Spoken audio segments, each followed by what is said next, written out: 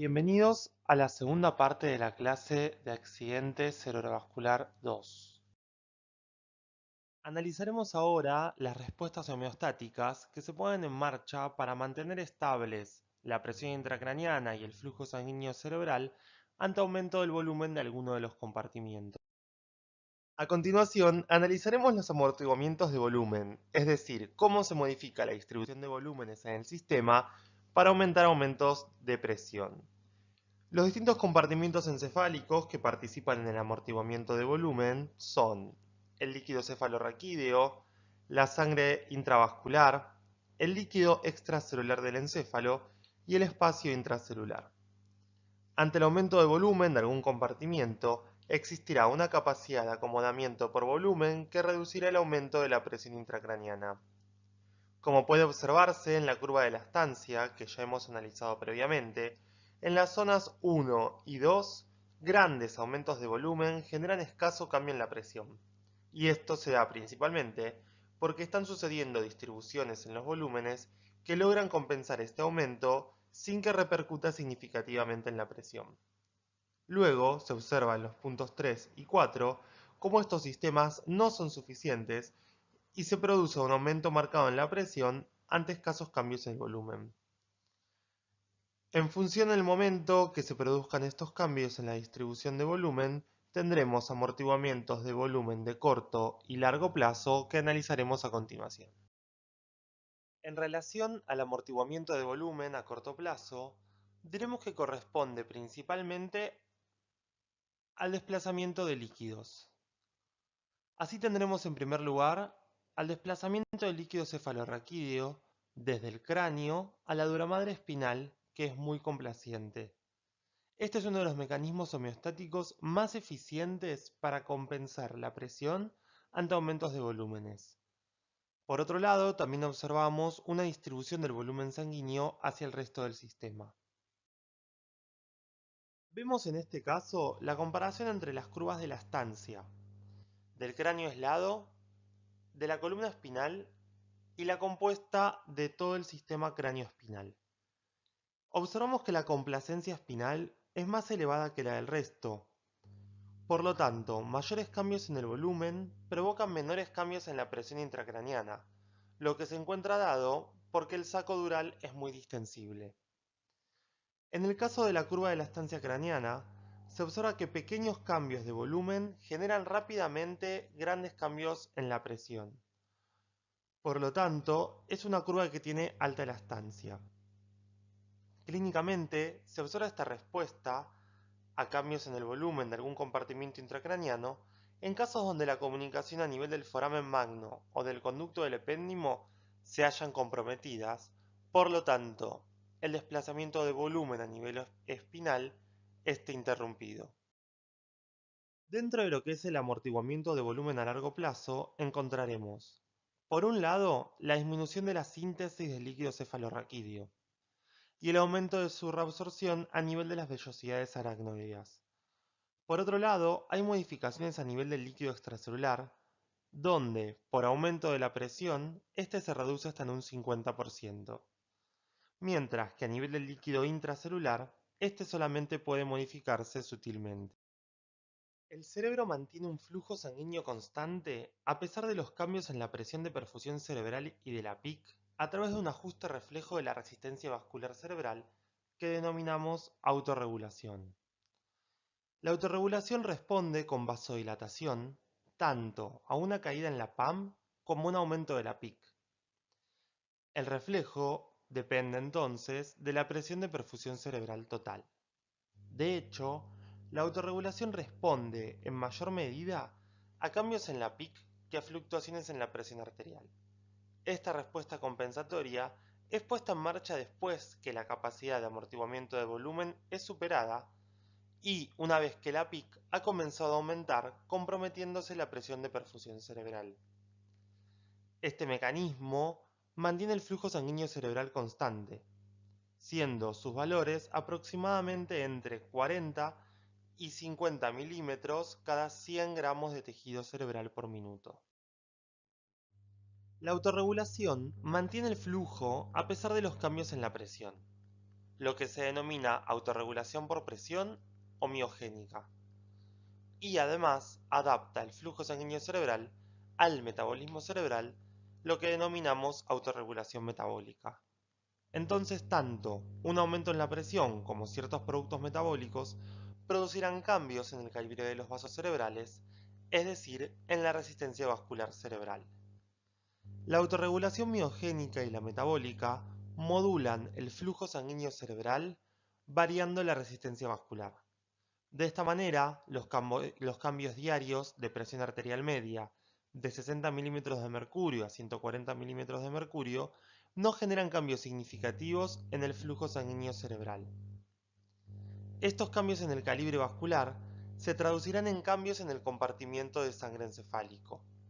Es decir, que la vasoconstricción, por ejemplo, se acompañará de un menor volumen ocupado por sangre en el encéfalo, por lo tanto, una menor PIC. En el caso de la autorregulación neurogénica, se producirán modificaciones en el flujo sanguíneo cerebral en función de cambios en la presión arterial sistémica. Estos serán percibidos por vasoreceptores que, dependiendo de la presión sensada, producirán vasoconstricción o vasodilatación en el encéfalo. En este sistema, entonces, encontramos aferencias, que serán los vasoreceptores y quimiorreceptores, y eferencias, que serán la inervación adrenérgica y colinérgica de los vasos cerebrales, principalmente de las grandes arterias de la base. Este sistema cobra particular relevancia cuando la presión arterial media alcanza valores excepcionalmente altos. Esto sucede, por ejemplo, durante el ejercicio extenuante. En el caso de la autorregulación metabólica, vamos a analizar el efecto de distintas moléculas y sustancias en la resistencia vascular cerebral. Por un lado, tenemos a la adenosina, que es un nucleósido que aumenta cuando existe un aumento de la demanda metabólica. Esto se produce, por ejemplo, ante el aumento de la actividad neuronal, durante la hipoxia, la hipercapnia o ante la disminución de la presión arterial media, que lleva a una disminución del flujo sanguíneo cerebral. Esta sustancia provocará vasodilatación. El oxígeno, por su parte, producirá vasodilatación local cuando la presión parcial de este disminuya a 30 milímetros de mercurio. En cambio, una disminución de potasio provocará vasoconstricción, mientras que el aumento del mismo provocará lo contrario, es decir, vasodilatación. El aumento de la presión parcial de dióxido de carbono incrementa el flujo sanguíneo cerebral. Este se combinaría con agua formando ácido carbónico, que luego se disociaría en protones. Por último, los protones provocan vasodilatación directamente al actuar sobre los vasos. En el siguiente gráfico podemos observar distintos mecanismos de autorregulación. Veremos cómo se modifica el flujo sanguíneo cerebral en función de cambios en la presión arterial media, en la presión parcial de oxígeno y en la presión parcial de dióxido de carbono. Analizaremos en primer lugar los cambios provocados en el flujo sanguíneo cerebral ante cambios en la presión arterial media. Vemos que a bajos valores de presión arterial media, la relación entre PAM y flujo sanguíneo cerebral es lineal.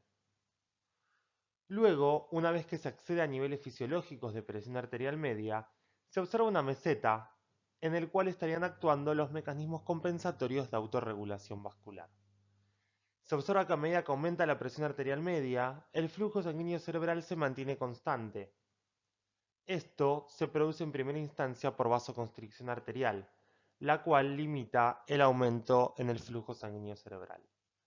Una vez que se supera la capacidad vasoconstrictora de los vasos, es decir, que se supera la capacidad homeostática del sistema, se observa que, nuevamente, la relación entre PAM y flujo sanguíneo cerebral se vuelve lineal, produciéndose grandes aumentos en el flujo ante cambios en la presión arterial media. En el caso de la presión parcial de oxígeno, se ve cómo la disminución de la misma provoca un aumento en el flujo sanguíneo cerebral, es decir, vasodilatación, mientras que en el caso de la presión parcial de dióxido de carbono, su aumento se acompaña de un aumento en el flujo sanguíneo cerebral, es decir, vasodilatación. Cuando la capacidad amortiguadora de volumen y de autorregulación son superadas, el flujo sanguíneo cerebral puede caer por aumento de la PIC. Si la presión de perfusión cerebral cae por debajo de 40 milímetros de mercurio, resulta en isquemia cerebral. Para mantener una adecuada presión de perfusión cerebral, la presión arterial puede ser incrementada a través de una respuesta vasopresora. Cushing notó que ocurrió un aumento en la presión sanguínea cuando la presión intracraniana se aproximaba a la presión arterial sistémica. Esto es, cuando la presión de perfusión cerebral se disminuía significativamente. En este punto, se produce una liberación masiva de catecolaminas, que se traduce en un aumento de la presión arterial sistémica. A su vez, la estimulación simpática provoca vasoconstricción periférica y aumento del gasto cardíaco. Esta respuesta, que se pone en marcha cuando los mecanismos analizados previamente no son suficientes para mantener un flujo sanguíneo cerebral adecuado, se denomina respuesta de Cushing.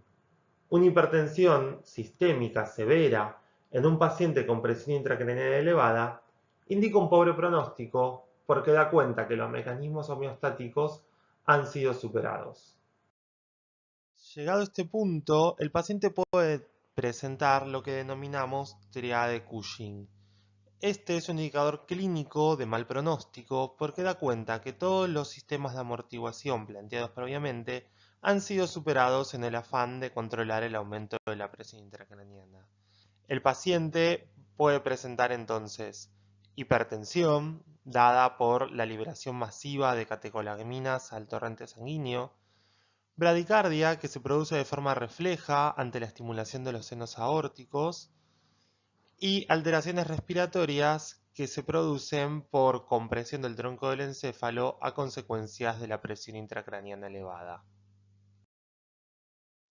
A modo de conclusión, analizaremos un modelo propuesto por Rosner denominado cascada de vasodilatación compleja, donde ejemplifica los cambios que suceden en el sistema ante una caída de la presión de perfusión cerebral.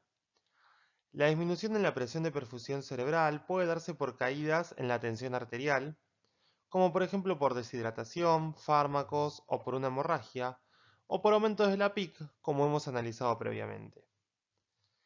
Esto, por medio de mecanismos de autorregulación, llevará a la vasodilatación, la cual además puede darse por otras causas, como isquemia, aumento del dióxido de carbono, fármacos, entre otros. La vasodilatación llevará a un aumento del volumen sanguíneo cerebral, lo cual, en consonancia con la ley de Monro-Gheli, llevará a un aumento de la presión intracraniana, el cual a su vez llevará a una mayor reducción de la presión de perfusión cerebral, estableciéndose así un círculo vicioso.